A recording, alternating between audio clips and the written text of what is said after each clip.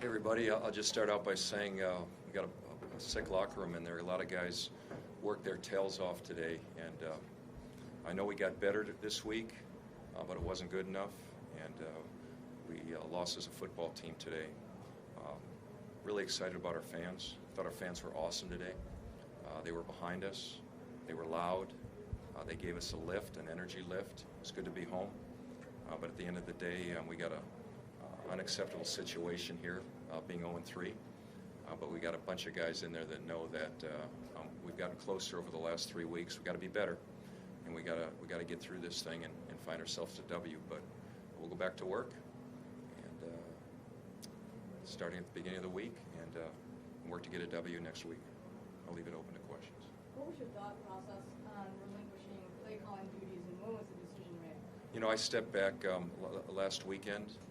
Particularly in a two-quarterback system, I just didn't feel as comfortable moving guys in and out as much, calling plays.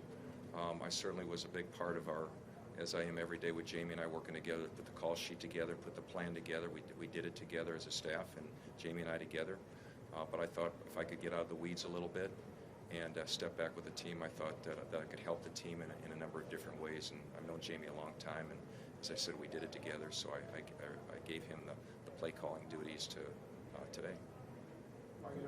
The decision of moving quarterbacks in and out and when to move them in and out has been, something that we've asked you a lot about. Yeah. When you guys are there at the first and goal at the 2, was there thought of bringing in? I think it's a valued question. It's something everybody's going to ask. We decided to stick with the plan and keep Taylor in there. And certainly, as we look back, I mean, that's part of getting to work through this process. We will look back, but you have to stand behind what you call and the plays that you run, and I'm sure that'll be part of why football, there's a week between each games. People have an opportunity to assess that situation.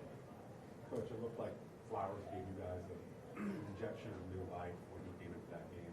You pulled him after 3 series. What was the thought process in that? Well, I think that we went back to a 2-minute drive, and last week we functioned really well with Taylor. The last 2 minutes of the game, so we decided to do that as well in this game. How difficult is it to stick to that plan and stick with Taylor whenever the fans are making it clear, who they want? Well, that's all part of it. I mean, we love Q. We love what he brings to the table. He's going to be a part of what we do each and every week.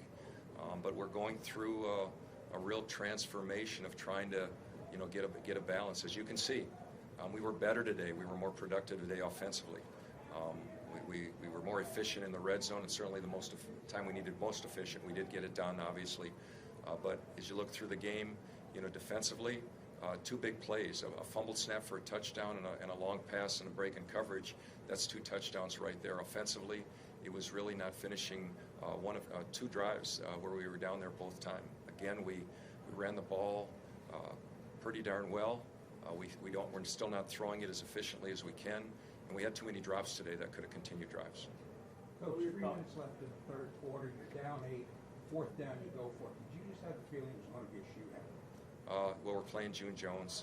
He's been very productive. We went for it, and we practice those things each and every week. The punting game and the kicking game is a little bit different, and we're learning. There's just areas on the field that the analytics say go for it, and in that situation it worked. Can you go into more detail on the Walker rush where he dove?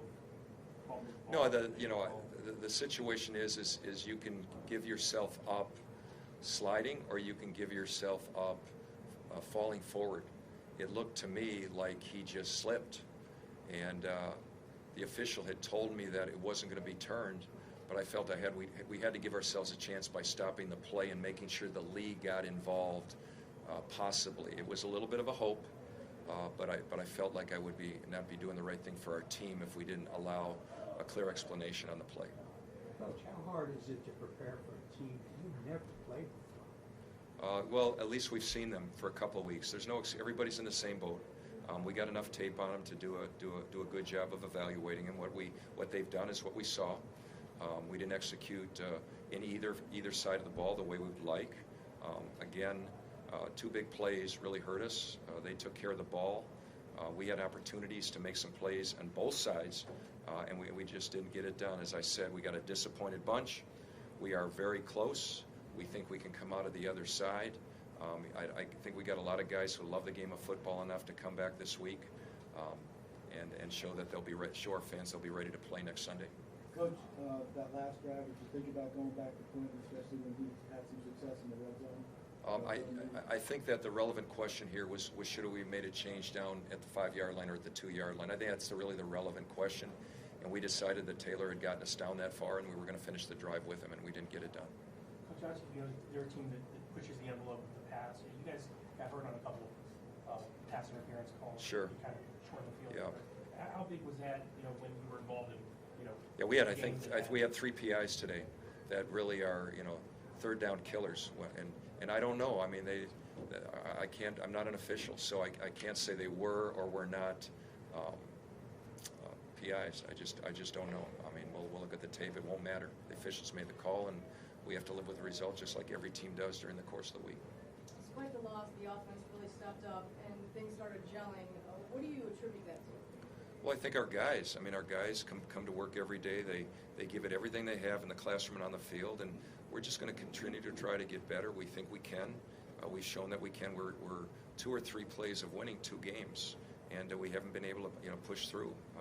I don't see us in a position we're going to do anything but come back to work, just knowing the guys and playing better next week. We're close, but we're in an unacceptable position of being 0-3. It's unthinkable to us. But the challenge is handling the adversity of the week and doing it as an individual and doing it collectively as a team. Coach, with the vibe of you guys falling down to 0-3, how do you keep the guys motivated in the locker room? Well, I think that's within themselves. Everybody's got to do that. I mean, I talked to them very briefly afterwards. These guys are here because they've overcome adversity. I don't know that these guys know what quit is. I don't know what these guys know what giving up is. How can they? They're here. They're still playing the game they love. And the last thing I just reminded them, none of us can get entitled. We've been afforded a great opportunity by our league to be in Tampa, to have a great facility and to play the game and coach the game of football that we love to coach and love to play. And I think that's part of our DNA down here. And I would expect our guys to clear their heads, get the first 3 weeks out of their system. I felt that in the locker room after the game. And we're going to move forward.